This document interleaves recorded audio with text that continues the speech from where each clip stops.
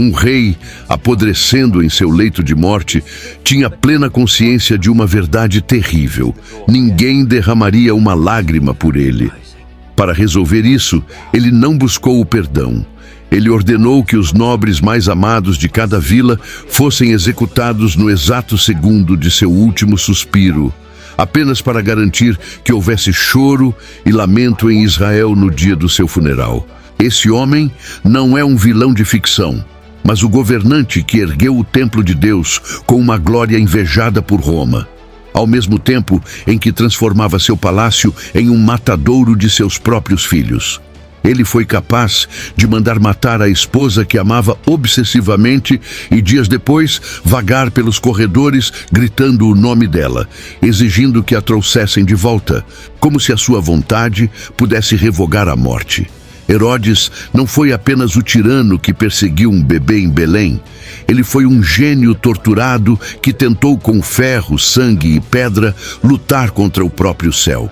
A história de Herodes começa muito antes da manjedoura em Belém, em um cenário de poeira, intrigas políticas e o brilho frio das espadas romanas, onde a ambição falava mais alto que a piedade. Para entendermos a profundidade dessa narrativa, precisamos olhar para Gênesis capítulo 27, versículo 40, onde uma antiga profecia sobre Edom já lançava sombras sobre o futuro que se desenrolaria séculos depois. Herodes não era judeu de sangue puro. Ele era um idumeu, descendente de Esaú, e essa origem marcava sua alma com uma necessidade desesperada de aprovação e um medo constante de rejeição. Nascido em uma época em que Roma estendia seus tentáculos sobre o Oriente, ele aprendeu desde cedo que o poder não é dado a quem tem o direito, mas tomado por quem tem a coragem de derramar sangue. Seu pai, Antípatro, já havia trilhado o caminho da diplomacia astuta com os romanos, mas Herodes desejava mais do que influência. Ele desejava a coroa, o símbolo supremo de autoridade que, aos olhos dos judeus conservadores, jamais deveria repousar sobre a cabeça de um estrangeiro. O caminho para o trono, no entanto, não foi pavimentado com flores, mas com a brutalidade de uma guerra civil que rasgou a Judéia ao meio e deixou cicatrizes profundas na memória do povo. Em 40 a.C., o Senado romano, impressionado com a audácia e a lealdade política de Herodes, declarou-o Rei dos Judeus, um título que soava como uma blasfêmia nos ouvidos dos habitantes de Jerusalém, que lutavam ferozmente para manter a dinastia dos Asmoneus no poder. A batalha pela Cidade Santa foi aterrorizante, um cerco implacável, onde a fome e o desespero consumiram a população. Enquanto Herodes aguardava como um predador o momento certo para o golpe final. Ele não estava apenas lutando contra exércitos, ele estava lutando contra a rejeição de um povo que o via como um usurpador, um fantoche nas mãos de um império pagão que profanava a terra sagrada dada por Deus aos seus pais. Mas aí acontece o inesperado. Quando os muros de Jerusalém finalmente cederam em 37 a.C., o que se viu não foi apenas a vitória militar de um estrategista brilhante, mas a revelação da natureza impiedosa de um homem disposto a tudo. As ruas da cidade sagrada se tornaram rios de sangue. E nem mesmo o templo foi poupado da profanação indireta causada pela violência desenfreada dos soldados romanos que o apoiavam. Herodes tomou o trono, mas o fez caminhando sobre os cadáveres daqueles que ele agora governaria, estabelecendo um reinado fundamentado no terror e na vigilância constante. Ele sabia que cada sorriso em sua corte poderia esconder um punhal, e que cada saudação nas ruas poderia ser um disfarce para o ódio fervilhante de um povo subjugado. A coroa estava em sua cabeça, pesada e dourada, mas a paz, essa, parecia ter fugido para longe de seus domínios. Para consolidar seu poder precário, Herodes tomou uma decisão que misturava astúcia política com uma crueldade calculada. Ele começou a eliminar sistematicamente qualquer um que pudesse reivindicar o trono com mais legitimidade do que ele.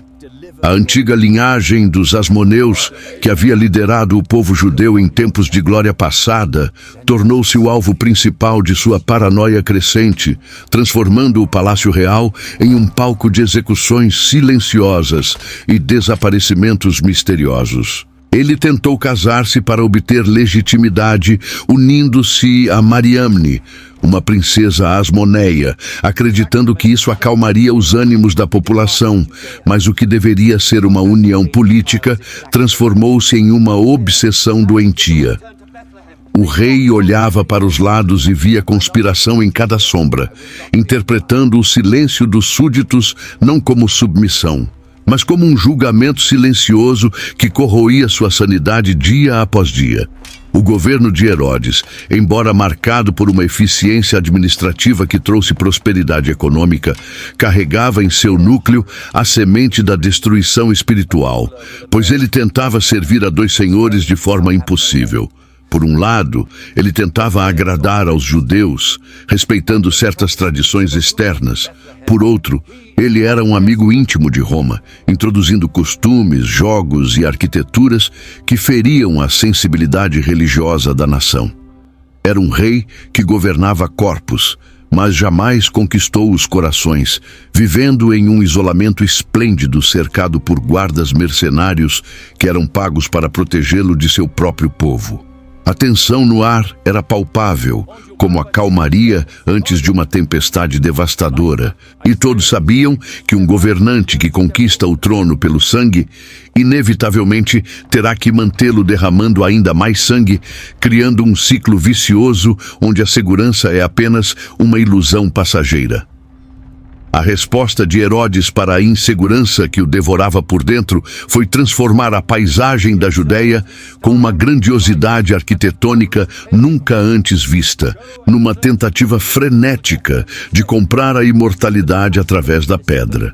Em 1 Reis, capítulo 6, vemos Salomão construindo o templo com sabedoria e paz. Mas Herodes construía com uma motivação muito diferente. Ele queria erguer monumentos que gritassem seu nome tão alto que abafassem os sussurros de que ele era um rei ilegítimo. Ele transformou a costa marítima, onde antes não havia nada além de areia e ondas, na magnífica cidade de Cesareia Marítima, um feito de engenharia que desafiava a própria natureza com seu porto artificial gigantesco.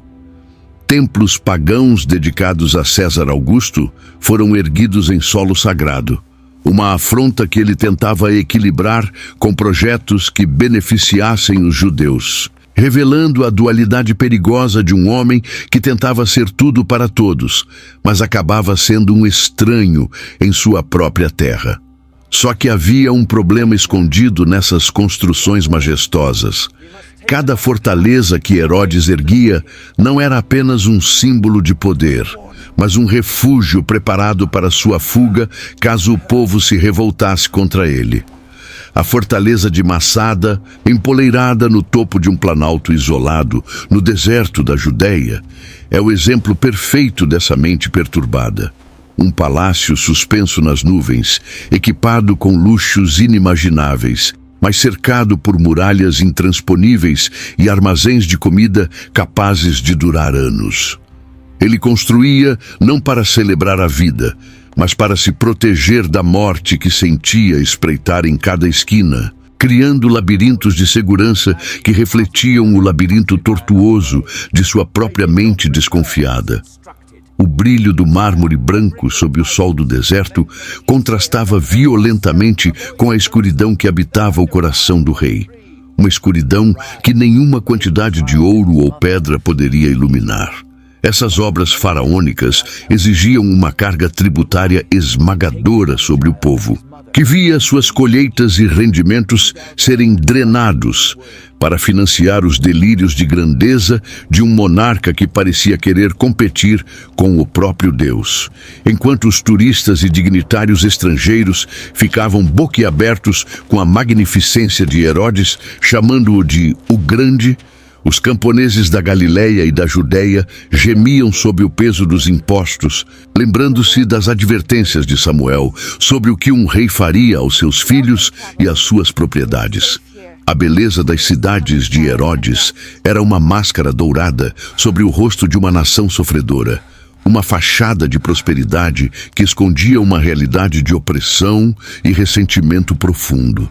Ele queria ser amado como um benfeitor, mas era temido como um tirano. E essa dissonância entre como ele queria ser visto e como ele realmente era, gerava nele uma fúria latente, pronta a explodir contra qualquer um que ousasse apontar a verdade. E então, em meio a tijolos e argamassa, uma descoberta muda tudo na percepção que temos desse homem. A construção do templo em Jerusalém não foi um ato de fé, mas a maior jogada política de sua vida, uma tentativa desesperada de reconciliação. Ele dobrou o tamanho da esplanada do monte, usou os materiais mais nobres e garantiu que a santidade do local fosse respeitada durante as obras, treinando os sacerdotes como pedreiros para que mãos impuras não tocassem o santuário. O Talmud babilônico chega a dizer que quem não viu o templo de Herodes nunca viu um edifício belo na vida. Um elogio que deve ter soado como música para os ouvidos do rei. No entanto, mesmo ao embelezar a casa de Deus, Herodes colocou uma águia dourada romana na entrada, um lembrete sutil e ofensivo de quem realmente mandava ali, provando que sua devoção era sempre submissa à sua ambição política e ao seu medo de desagradar a Roma.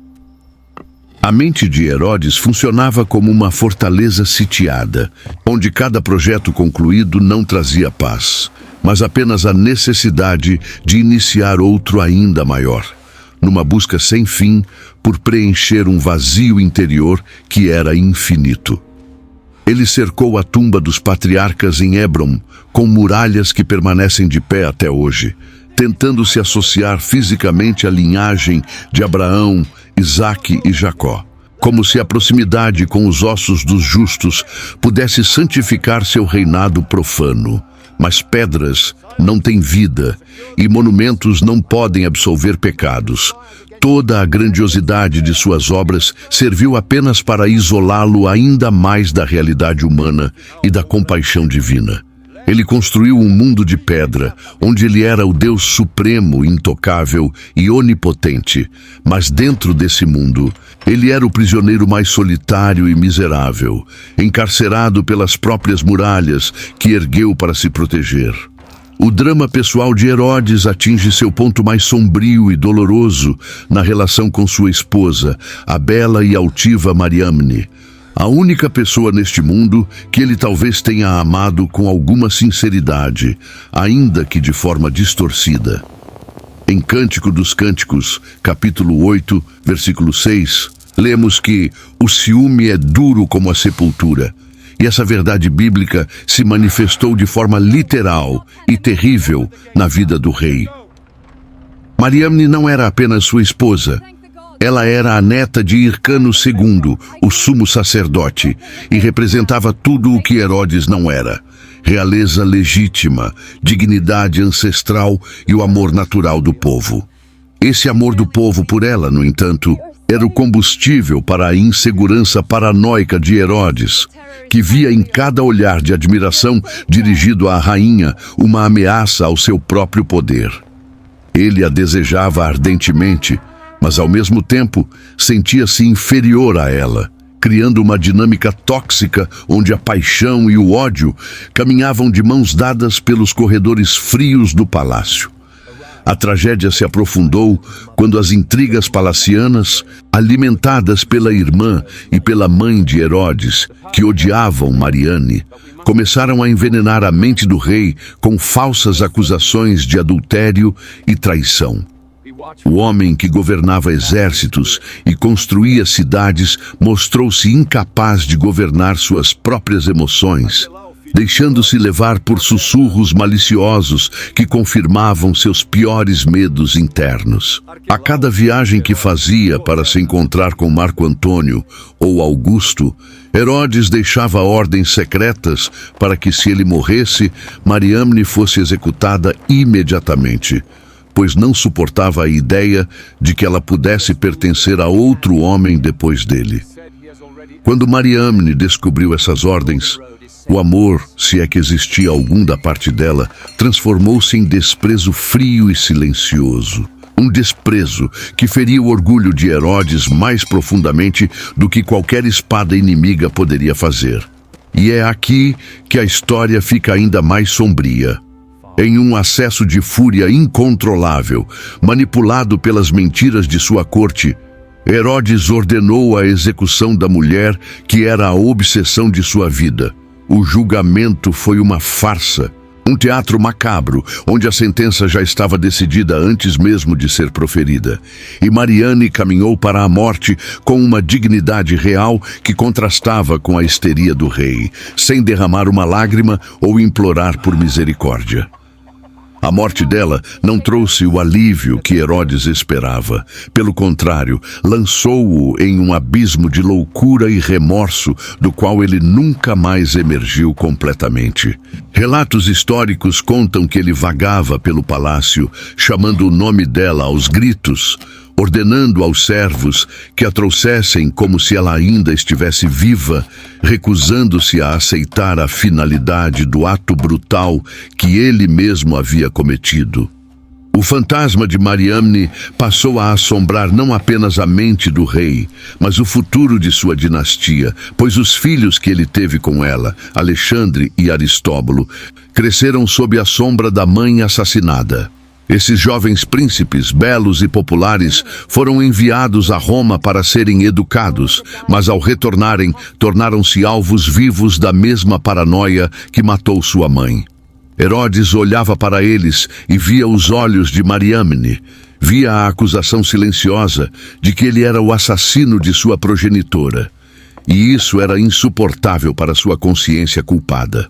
O palácio tornou-se um ninho de víboras, onde cada palavra dita pelos filhos era distorcida e levada ao rei como prova de conspiração, alimentando a fera insaciável da suspeita que exigia mais sangue para se acalmar.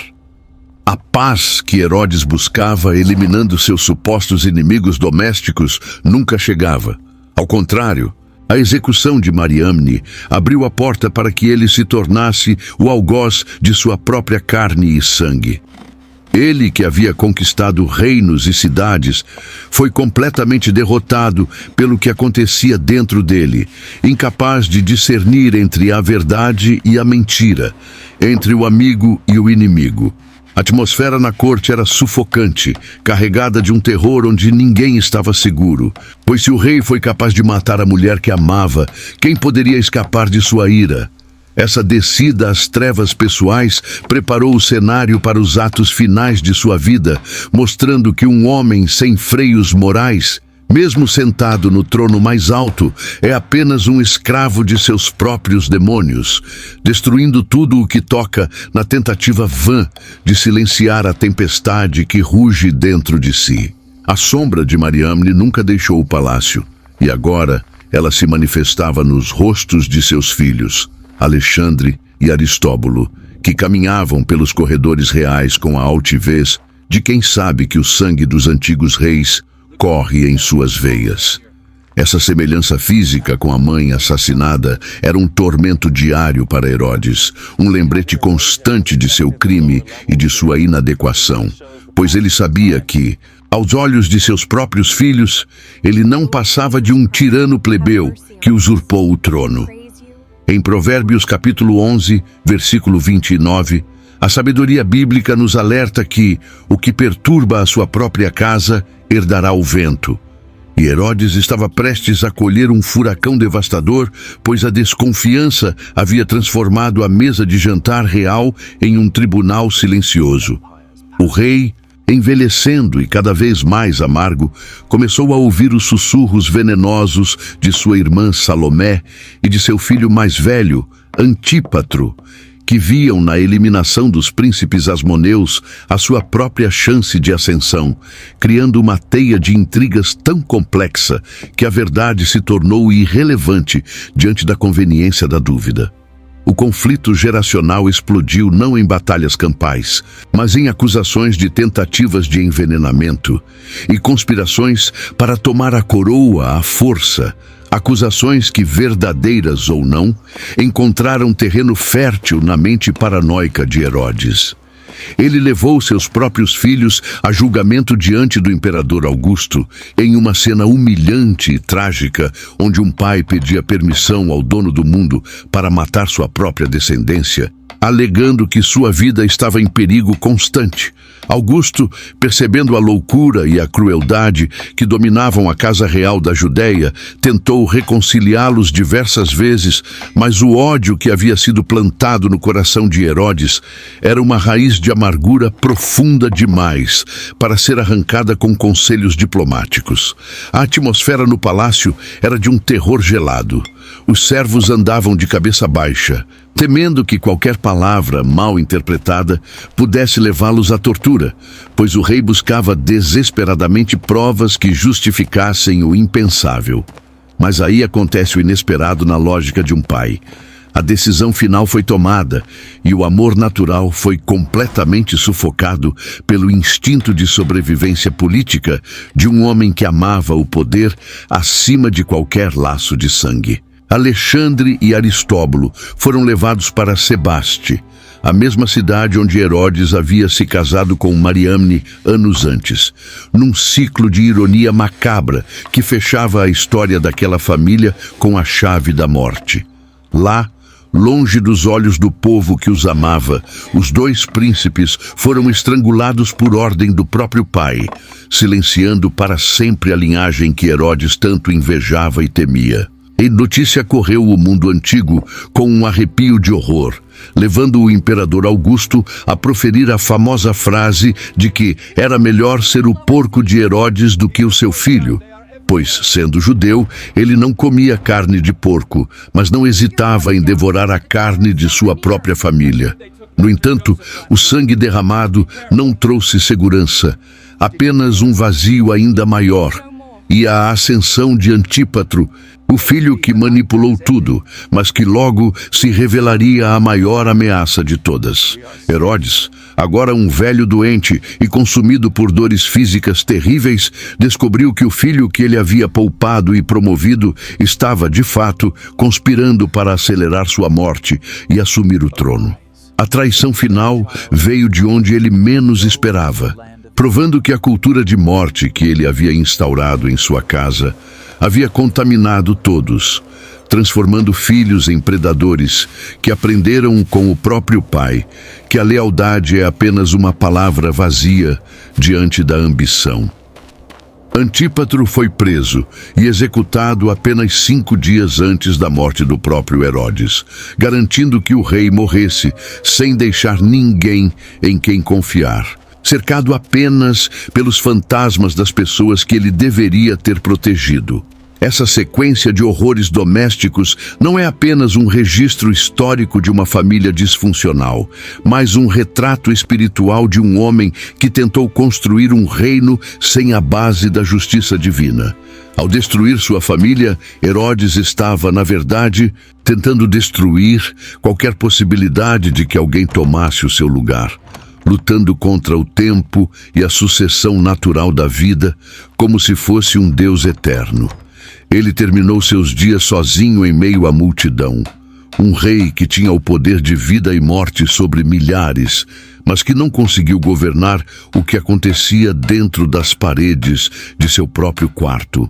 A casa de Herodes tornou-se um monumento à destruição que o pecado causa quando o ego humano é colocado no trono que pertence a Deus, deixando um legado de sangue que mancharia a história de Israel para sempre. Enquanto Herodes se afundava na escuridão de seus crimes familiares e na podridão de uma doença que consumia seu corpo, algo extraordinário e luminoso estava acontecendo muito além das fronteiras de seu reino vigiado. No Evangelho de Mateus, capítulo 2, versículos 1 e 2, a narrativa bíblica muda abruptamente o foco dos corredores sombrios do palácio para a vastidão do Oriente, de onde surge uma caravana que carrega não apenas riquezas, mas uma pergunta que faria tremer as fundações de Jerusalém. Magos, sábios estudiosos das estrelas e das antigas profecias, chegam à cidade não para prestar homenagem a Herodes, o Grande, mas para procurar alguém cuja autoridade era anunciada pelo próprio cosmos. Eles não perguntaram: onde está Herodes? Mas sim: onde está aquele que é nascido rei dos judeus? Uma distinção sutil nas palavras, mas brutal em seu significado, pois implicava que Herodes, apesar de todos os seus esforços e construções, nunca havia sido o verdadeiro rei, mas apenas um ocupante temporário do trono. A chegada desses dignitários estrangeiros foi um choque de realidade para um rei que vivia cercado por bajuladores que nunca ousariam dizer a verdade em sua face. Herodes, acostumado a lidar com exércitos romanos, intrigas partas e revoltas locais, de repente se viu confrontado por um sinal no céu que ele não podia subornar, intimidar ou executar. A estrela que guiava os magos era uma testemunha silenciosa de que o céu havia decretado o fim de uma era e o início de outra, e que o controle férreo que Herodes mantinha sobre a Judéia era insignificante diante dos planos do Altíssimo. Para um homem cuja legitimidade sempre foi questionada, ouvir que um novo rei havia nascido e não sido nomeado por Roma ou conquistado o poder pela espada era a confirmação de seus piores pesadelos, a existência de um rival divinamente ordenado. O texto sagrado nos diz que o rei Herodes perturbou-se e toda a Jerusalém com ele, uma frase que revela a profundidade do trauma coletivo que aquela nação vivia sob o jugo do tirano Idumeu. A perturbação de Herodes era compreensível, nascida do ciúme e do medo de perder o poder, mas a perturbação de Jerusalém tinha uma raiz diferente, o pavor do que o rei faria ao sentir-se ameaçado. O povo sabia, por experiência amarga, que quando Herodes tremia, o sangue jorrava nas ruas. Eles sabiam que a insegurança do rei sempre resultava em violência contra os inocentes. A notícia do nascimento do Messias, que deveria ser motivo de alegria e esperança para Israel, tornou-se um prenúncio de terror, pois a cidade prendeu a respiração, aguardando a reação da fera ferida que habitava o palácio. Só que havia um problema escondido nessa visita inesperada. Os magos, em sua inocência e busca pela verdade, não faziam ideia de que haviam entrado na toca de um leão, trazendo a notícia que despertaria o monstro. Eles falavam abertamente sobre a estrela e o menino, sem perceber que cada palavra era como uma brasa lançada sobre a pólvora da paranoia de Herodes. O contraste entre a pureza da busca dos magos e a malícia calculista do rei não poderia ser maior. Enquanto uns olhavam para o céu em busca de redenção, o outro olhava para a terra em busca de quem eliminar. Herodes, mestre na arte da dissimulação, não expulsou os magos, nem demonstrou sua fúria imediatamente.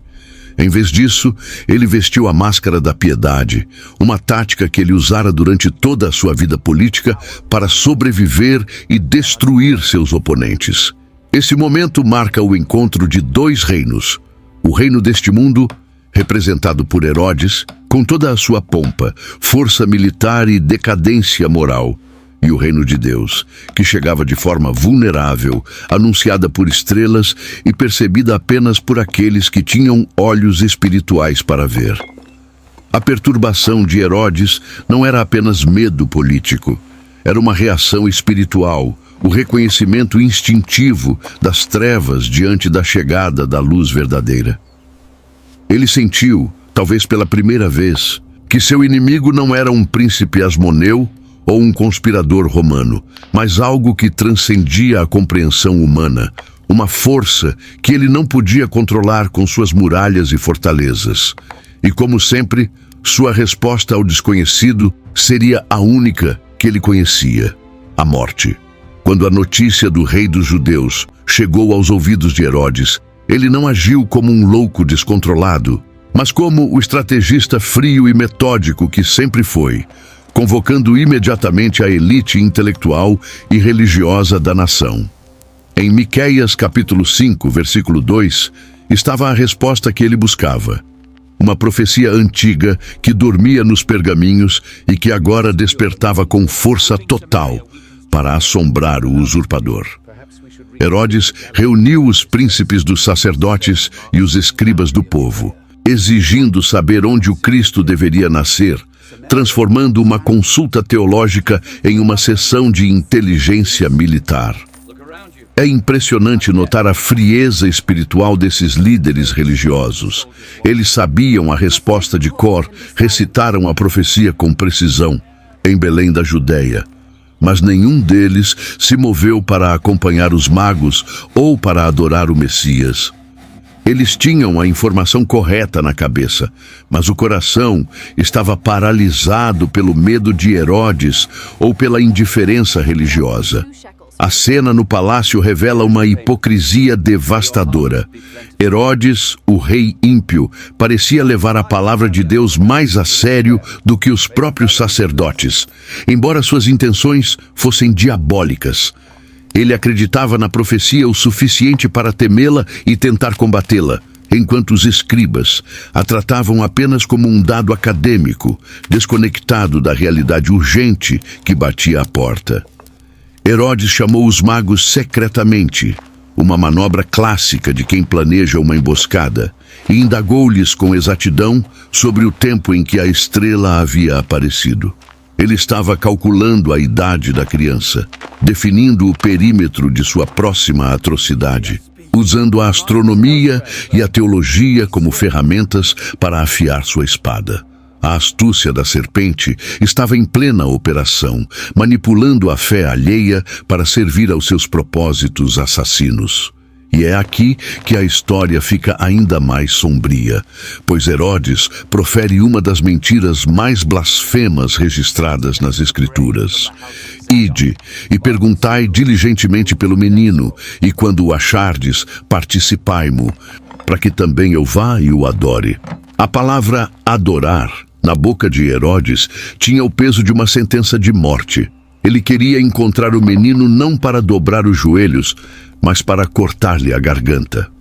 Essa falsa piedade é a marca registrada do anticristo, aquele que se disfarça de luz para perpetuar as trevas, usando a linguagem da religião para esconder a intenção de destruir o sagrado.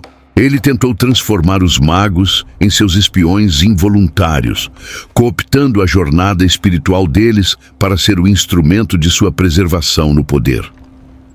A tensão em Jerusalém atingiu o seu ápice, pois embora o povo não soubesse dos detalhes dessa reunião secreta, a atmosfera pesada do palácio vazava para as ruas. Todos sabiam que quando Herodes se tornava religioso e começava a fazer perguntas sobre profecias e Messias, alguém estava prestes a morrer. A teologia do medo que Herodes implantou significava que qualquer esperança messiânica do povo era vista como um ato de traição contra o Estado. Ele havia conseguido criar uma sociedade onde esperar pela salvação de Deus era perigoso, onde orar pela vinda do Messias era um risco de vida. Ele tentou sequestrar a narrativa da redenção e submetê-la à sua vontade, colocando-se como o obstáculo final entre Deus e o seu povo. No entanto, o que Herodes não podia prever era que o céu tinha seus próprios canais de comunicação, impenetráveis à sua rede de espiões e informantes. Enquanto ele aguardava no palácio, confiante de que sua astúcia lhe traria a localização exata de seu rival, a providência divina já estava agindo para frustrar seus planos. A arrogância de Herodes o cegou para o fato de que ele estava lutando uma guerra que não podia vencer, pois estava tentando interceptar um plano que foi traçado antes da fundação do mundo. Ele tinha os soldados, o ouro e a informação dos escribas, mas faltava-lhe o essencial, a permissão de Deus para tocar no ungido. E assim, enquanto ele afiava a espada em Jerusalém, a história se movia para Belém, escapando por entre seus dedos manchados de sangue. Enquanto Herodes aguardava ansiosamente em seu palácio, esfregando as mãos na expectativa de receber o relatório que lhe permitiria eliminar seu rival, o relógio de Deus corria em um fuso horário diferente, invisível aos olhos do monarca. No Evangelho de Mateus, capítulo 2, versículo 12, vemos a intervenção direta da providência divina, que não utiliza exércitos para combater o rei, mas um simples sonho na mente dos magos. Esses sábios do Oriente, que haviam sido instruídos a voltar a Jerusalém, foram divinamente avisados para não retornarem a Herodes, tomando um caminho alternativo para suas terras. Foi um golpe de mestre silencioso. O homem que se orgulhava de sua rede de inteligência e de sua capacidade de manipular a todos foi deixado no escuro, esperando por visitas que nunca chegariam. A arrogância de Herodes foi a sua própria armadilha, pois ele subestimou a lealdade daqueles homens à verdade que haviam acabado de testemunhar, acreditando que o medo de seu poder terreno seria suficiente para controlá-los. Mas a adoração ao verdadeiro rei libertou-os do temor ao falso rei. A fúria de Herodes, ao perceber que havia sido iludido pelos magos, foi vulcânica. Uma explosão de ódio que não nascia apenas da frustração política, mas da humilhação pessoal de ter sido passado para trás em seu próprio jogo. Ele, que havia sobrevivido a Marco Antônio, Cleópatra e às intrigas de Augusto, foi enganado por astrônomos estrangeiros e por um carpinteiro nazareno que agia sob ordens celestiais. Mas Deus ainda não tinha dito a última palavra, e enquanto o rei espumava de raiva em Jerusalém, o anjo do Senhor desceu novamente, desta vez aos sonhos de José, ordenando uma fuga imediata e desesperada para o Egito. A ironia divina aqui é cortante e profunda. O lugar que historicamente representou a escravidão e a opressão para o povo de Israel tornava-se agora o refúgio seguro para o Salvador do mundo. O Egito, que outrora tentou matar os meninos hebreus no tempo de Moisés, agora abria seus braços para proteger o Filho de Deus da fúria de um rei que se dizia judeu. A obediência de José foi imediata, sem questionamentos ou demoras, numa demonstração de fé que contrastava violentamente com a hesitação e a descrença dos líderes religiosos de Jerusalém. Na calada da noite, sem pompas ou cortejos, a Sagrada Família iniciou a perigosa jornada pelo deserto, carregando o tesouro do universo nos braços de uma jovem mãe e sob a proteção de um humilde trabalhador. Eles deixaram para trás tudo o que conheciam, tornando-se refugiados políticos para escapar da espada de um tirano louco, vivendo na pele a fragilidade humana que o próprio Deus escolheu assumir. Enquanto Herodes planejava a morte no conforto de seus lençóis de seda, a vida fugia pelas estradas poeirentas, provando que a força de Deus muitas vezes se manifesta no silêncio e na discrição, longe dos holofotes e do barulho dos poderosos deste mundo. Mas aí acontece o inesperado na mente do rei. A demora no retorno dos magos transformou a ansiedade de Herodes em uma paranoia assassina, consolidando a certeza de que havia uma conspiração vasta para esconder o menino dele. Ele não conseguia conceber que Deus estivesse agindo. Para ele, tudo era traição humana, tudo era política, tudo era um golpe. Essa incapacidade de enxergar o espiritual o deixou cego para a realidade, fazendo-o acreditar que se ele usasse força bruta suficiente, conseguiria reverter o destino e manter sua coroa segura. Ele não percebia que, ao tentar matar o Messias, ele estava apenas cumprindo as profecias que tentava evitar, tornando-se um peão involuntário na grande história da redenção que Deus estava escrevendo através dos séculos. O rei pensava controlar o tabuleiro, mas cada movimento seu apenas acelerava o xeque-mate que o céu preparara contra o mal. A fuga para o Egito não foi apenas uma medida de segurança, mas um ato profético que ligava Jesus à história de sofrimento e livramento de seu povo. Assim como Israel desceu ao Egito e foi chamado para fora por Deus, o Filho também faria esse caminho, recapitulando a história da nação para finalmente curá-la. Herodes, em sua cegueira, foi o catalisador que empurrou o Messias para o cumprimento da palavra que dizia: "Do Egito chamei o meu filho." O tirano achava que estava expulsando uma ameaça, mas na verdade estava enviando o Salvador para o lugar exato onde a profecia exigia que ele estivesse. O mal, por mais poderoso e terrível que pareça, acaba sempre servindo, mesmo que a contragosto, aos propósitos soberanos de Deus, tropeçando em suas próprias pernas na tentativa de impedir o inevitável triunfo da luz. Quando a ficha finalmente caiu e Herodes percebeu que os magos não voltariam, a máscara de sanidade que ele lutava para manter se desfez completamente, revelando a besta sedenta de sangue que habitava seu interior. A ordem que saiu do palácio foi uma das mais cruéis já registradas na história da infâmia humana: exterminar todos os meninos de 2 anos para baixo em Belém e em seus arredores. O cálculo de 2 anos não foi aleatório, mas baseado na informação precisa que ele havia extraído dos magos sobre o tempo do aparecimento da estrela, mostrando que sua crueldade era metódica, pensada e executada com precisão cirúrgica. Em Jeremias, capítulo 31, versículo 15, o profeta já havia vislumbrado esse horror séculos antes, descrevendo o choro de Raquel por seus filhos, uma dor que ecoaria através do tempo e encontraria seu cumprimento terrível nas ruas estreitas daquela pequena cidade da Judéia. A execução dessa ordem não foi uma batalha, pois não havia exército opositor. Foi um massacre unilateral, uma operação de limpeza realizada por soldados profissionais contra famílias indefesas em suas próprias casas. Imagine o terror invadindo a tranquilidade de uma vila camponesa.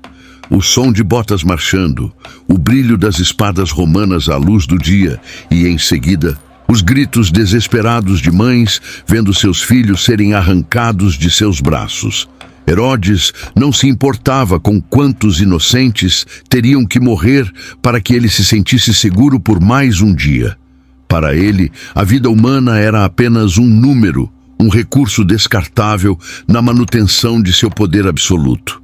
Belém, a casa do pão, transformou-se subitamente em um matadouro, e o solo que deveria celebrar a vida do Messias foi encharcado com o sangue dos primeiros mártires que morreram em seu lugar, sem sequer saberem o porquê. E é aqui que a história fica ainda mais sombria, pois a abrangência da ordem e em todos os seus arredores mostra que Herodes queria garantir que não houvesse margem para erro, estendendo o manto da morte para além dos muros da cidade. Ele estava disposto a queimar o palheiro inteiro para encontrar a agulha, demonstrando uma total falta de empatia e uma desconexão completa com a humanidade que ele deveria governar. Não houve julgamento, não houve investigação individual. A sentença de morte foi coletiva, baseada apenas na idade e no gênero, uma antecipação grotesca das perseguições que o povo de Deus sofreria ao longo das eras. O silêncio que se abateu sobre Belém após a saída dos soldados não era de paz, mas de um vazio insuportável, quebrado apenas pelos soluços de mulheres que haviam perdido a razão de viver, vítimas da insegurança de um velho rei sentado em um trono dourado em Jerusalém. Esse evento, conhecido como o Massacre dos Inocentes, revela a natureza satânica da oposição ao reino de Deus. O inimigo sempre tenta destruir a promessa no berço, atacando a próxima geração antes que ela possa se levantar. Herodes agiu como o dragão de Apocalipse, pronto para devorar o filho da mulher assim que ele nascesse, movido por um ódio espiritual que transcendia a política. Ele não estava apenas tentando matar um bebê, ele estava tentando assassinar a esperança da humanidade, tentando cortar a linha de salvação que Deus havia estendido desde o Éden. A brutalidade do ato é um lembrete perpétuo de que o mundo, quando governado pelo ego e afastado de Deus, torna-se um lugar perigoso para a inocência e hostil à verdade. No entanto, apesar do mar de sangue e lágrimas, o plano de Herodes falhou miseravelmente em seu objetivo principal. Ele conseguiu matar dezenas, talvez centenas de crianças, conseguiu destroçar famílias e marcar a história com uma mancha indelével de vergonha, mas não conseguiu tocar em Jesus. A criança que ele tanto temia já estava longe, segura nos braços da providência, provando que nem todo o poder militar do mundo é capaz de frustrar um único plano de Deus. O massacre serviu apenas para selar a condenação de Herodes e para cumprir as Escrituras, mostrando que o mal, por mais barulhento e destrutivo que seja, é impotente diante da soberania divina. O choro em Ramá foi ouvido no céu, e a justiça, embora parecesse tardar, já estava a caminho para acertar as contas com o tirano que ousou levantar a mão contra o ungido do Senhor. A justiça divina não tardou a bater à porta de Herodes, e quando chegou, não veio na forma de um assassino ou de um exército invasor, mas através de uma decadência física e tormentosa que transformou seus últimos dias em um inferno na terra. O historiador Flávio Jósefo descreve a doença de Herodes com detalhes que reviram o estômago. Uma febre interna que queimava como fogo, uma fome insaciável, úlceras nos intestinos, gangrena nas partes íntimas que gerava vermes e um mau cheiro tão insuportável que nem seus servos mais leais conseguiam permanecer ao seu lado. Em Salmos capítulo 37, versículos 35 e 36, lemos sobre o fim dos ímpios que se espalham como a árvore verde, mas que logo passam e não são mais encontrados. Herodes, que viveu como um Deus intocável, estava morrendo como um animal apodrecido, preso dentro de um corpo que se rebelava contra ele, refletindo fisicamente a podridão moral que ele cultivou durante toda a vida. A agonia de Herodes não era apenas física, era o tormento de uma mente que sabia ser odiada por todos e que não encontrava paz nem mesmo na proximidade da morte. Ele tentou buscar cura nas águas termais de Caliroé, do outro lado do Jordão, numa tentativa desesperada de lavar a doença, mas os banhos quentes quase o mataram, fazendo-o perceber que seu fim era inevitável. Em vez de se arrepender ou buscar misericórdia, a dor apenas endureceu ainda mais seu coração, levando-o a planejar um último ato de maldade suprema. Sabendo que os judeus fariam festa no dia de sua morte, ele ordenou que os nobres e líderes mais importantes de todas as vilas da Judéia fossem presos no hipódromo de Jericó.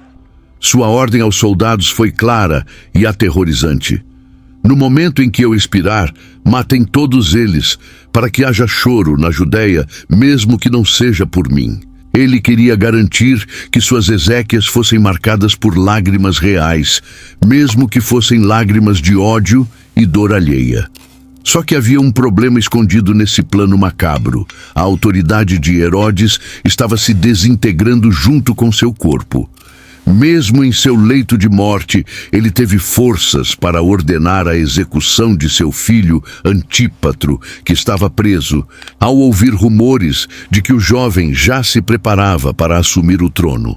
5 dias depois de matar o próprio filho, Herodes finalmente sucumbiu, devorado por dentro, solitário e miserável, deixando para trás um reino dividido e uma família destroçada. A morte, que ele havia distribuído tão generosamente durante seu reinado, veio buscá-lo de uma forma que nenhum muro ou guarda-costas poderia impedir. O homem que tentou apagar a luz do mundo morreu na mais profunda escuridão, incapaz de levar consigo uma única moeda de ouro ou um único tijolo de suas grandes construções. Imediatamente após sua morte, sua irmã Salomé e seu marido Alexas, que haviam recebido a ordem de matar os nobres no hipódromo, escolheram desobedecer ao comando final do tirano. Eles libertaram os prisioneiros, transformando o que deveria ser um dia de luto nacional em um dia de celebração e alívio para todo o povo. O plano final de Herodes falhou, assim como sua tentativa de matar o Messias, provando que a influência do mal cessa no momento em que o ímpio dá seu último suspiro. O choro que ele queria forçar transformou-se em suspiros de liberdade, e a memória de Herodes ficou cravada na história, não como a de um grande rei, mas como a de um monstro cujos grandes feitos de pedra foram ofuscados pela pequenez de sua alma. O legado de Herodes serve como um aviso eterno e solene para todos os poderosos da terra. Deus não se deixa escarnecer. Ele construiu templos, mas nunca conheceu o Deus do templo. Ele reinou sobre os judeus, mas tentou matar o rei dos judeus. Ele buscou a imortalidade através da glória humana, mas encontrou apenas a infâmia eterna. Enquanto o corpo de Herodes era levado em um cortejo fúnebre pomposo em direção ao Heródion, o menino Jesus estava vivo e seguro no Egito, crescendo em sabedoria e estatura, pronto para inaugurar um reino que não teria fim. A história virou a página, deixando Herodes como uma nota de rodapé sangrenta, enquanto a verdadeira luz começava a brilhar, provando que reis e impérios passam, mas a palavra do Senhor permanece para sempre. Enquanto o corpo de Herodes esfriava em seu esquife dourado e a Judéia respirava aliviada pelo fim de uma era de terror, no Egito, o silêncio do exílio foi quebrado por uma nova visita celestial. Em Mateus capítulo 2, versículos 19 e 20, o anjo do Senhor aparece novamente em sonhos a José, com a mensagem que mudaria o curso da história. Levanta-te, toma o menino e sua mãe, e vai para a terra de Israel, porque já estão mortos os que procuravam a morte do menino. Essa frase simples carrega um peso teológico e histórico imenso. Ela declara a vitória definitiva da vida sobre a morte, do plano divino sobre a conspiração humana.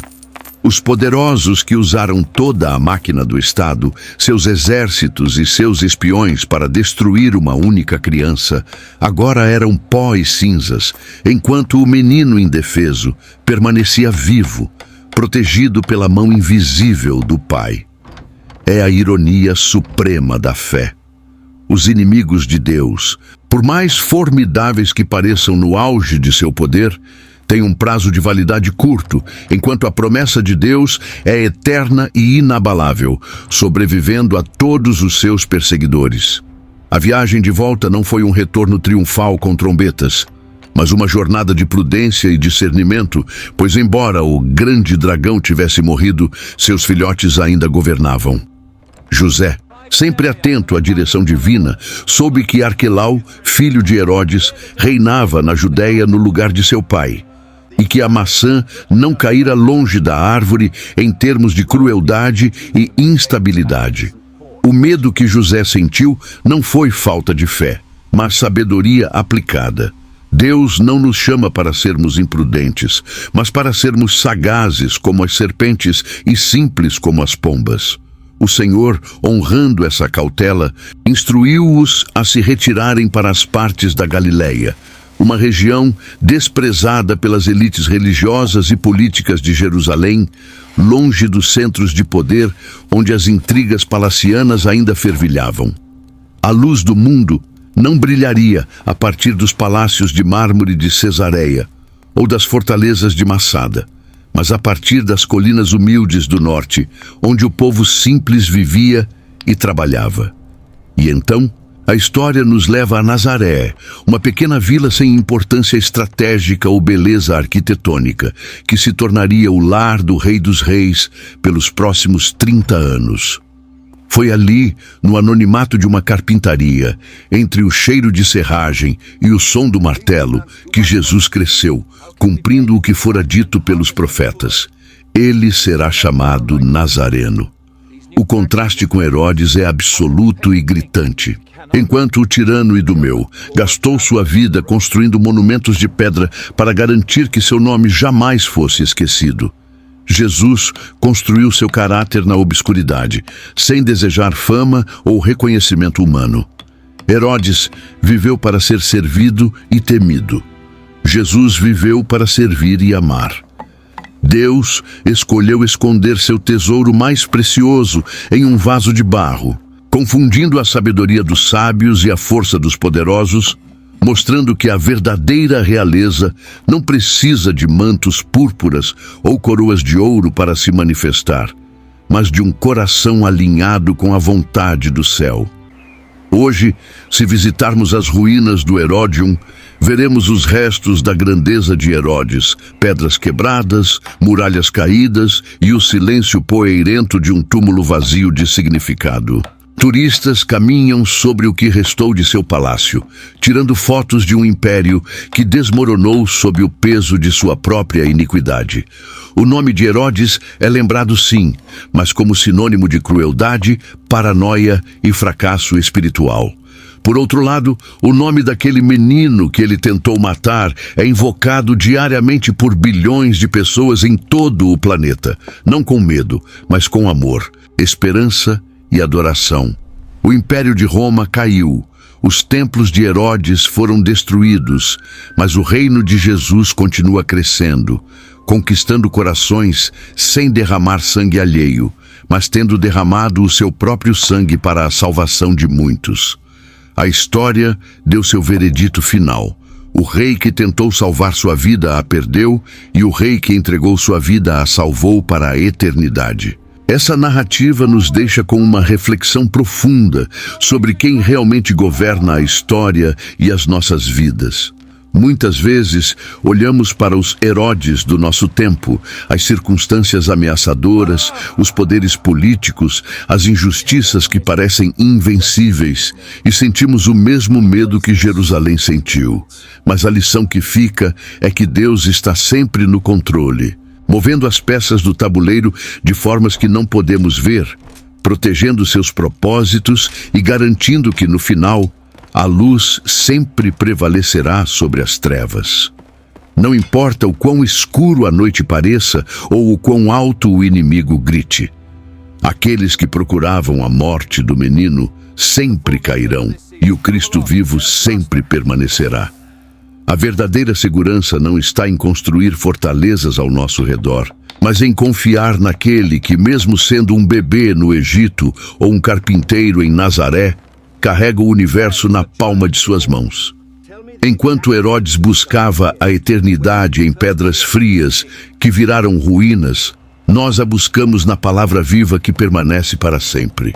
Se você aprecia esse mergulho profundo e respeitoso na história sagrada, honre-nos com sua inscrição e junte-se a esta comunidade de estudiosos. Aproveite para deixar sua sabedoria nos comentários. Na sua visão, o que realmente destruiu esse rei por dentro antes mesmo de sua morte física? Sua reflexão é valiosa para o nosso aprendizado.